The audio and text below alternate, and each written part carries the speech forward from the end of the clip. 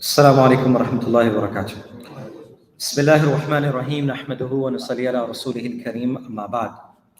Brothers and sisters, we continue from the series that we began last night, the Ahaadeeth in regards to the virtues and the blessings of Masjid Al Aqsa. This is a new series that we began last night just so that we can inshallah learn a little bit about this place and how it is so important and relevant to the believers and the connection that it has to all of us. Sometimes us knowing and sometimes us not knowing. And I mentioned this last night as a reminder for myself again, that Masjid Al Aqsa is the first qibla for the Muslims. Right? That's the first qibla for the Muslims.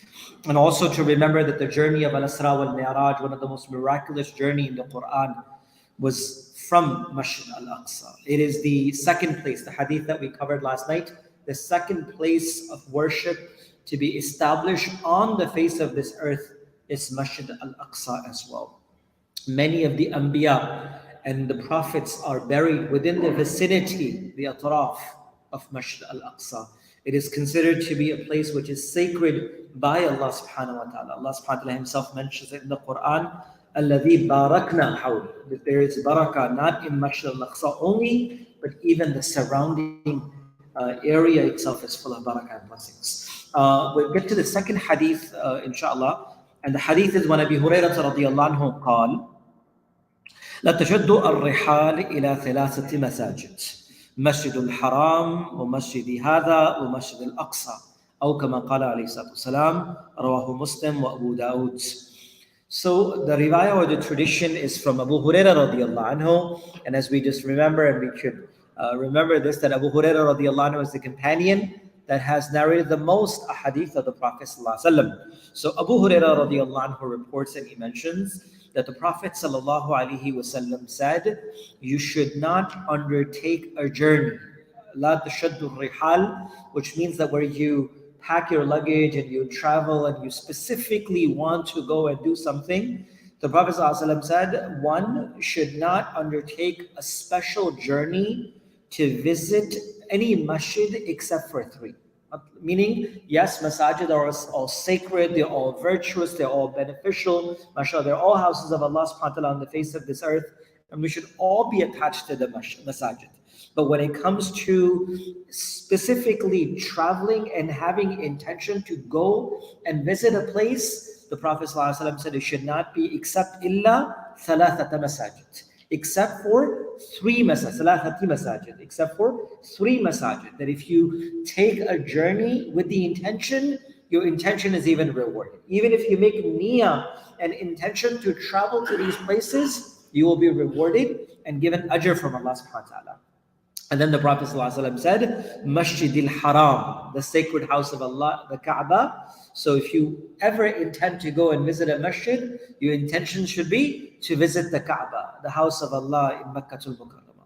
Then Rasulullah ﷺ said, Wa masjidi hada, and this masjid of mine, and he pointed towards this hada, meaning this masjid of mine, the masjid of Rasulullah ﷺ, Masjid al-Nabu, which also shows that this particular hadith was mentioned at the time when the Sahaba were sitting in the masjid of Rasulullah ﷺ. So there were halaqat and moments of learning and teaching in the masjid of Rasulullah ﷺ. And ulama have mentioned that there were few things that continuously happened in the masjid of Rasulullah ﷺ. One thing that had happened always in the masjid of Rasulullah ﷺ amongst the four things, number one was that anyone who came in went from the masjid by listening to the words of Allah subhanahu wa ta'ala, da'wah, meaning continuous propagation of the words of Allah were always mentioned in the masjid. Number two, there was always an aspect of learning and teaching in the masjid of Rasulullah. There was always ta'aleem and ta'allum, learning and teaching. The masjid was always active in that. Number three was dhikr and ibadat. If we were not engaged in anything else, then you would find sahaba, some in dua, some in Quran, some in tasbih, some in tahleel, all of that. And the fourth thing that the ulama of Sirah has mentioned is that the fourth thing was khidmah, service, either for amongst themselves or for the community at large. They were all engaged. This was the roots of the Masjid of Rasulullah. 4 things at all time that established the Masjid of Rasulullah. So the Nabi of Allah mentioned, Hadith of Abu Hurairah radiallahu anhu, that the Nabi of Allah said, you should not undertake a special journey. As you travel, you go around, you see a beautiful masjid, mashallah, amazing, that's great.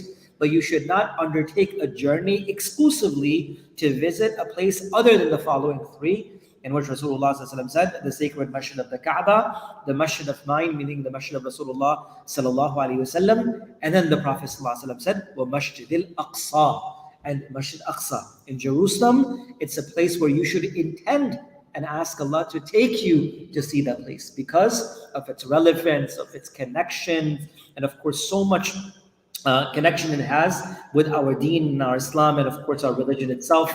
As Allah subhanahu wa ta'ala mentions this masjid, just like Masjid al-Haram, in the Quran itself. And as I mentioned last night, every single Nabi of Allah has prayed in Masjid al-Aqsa.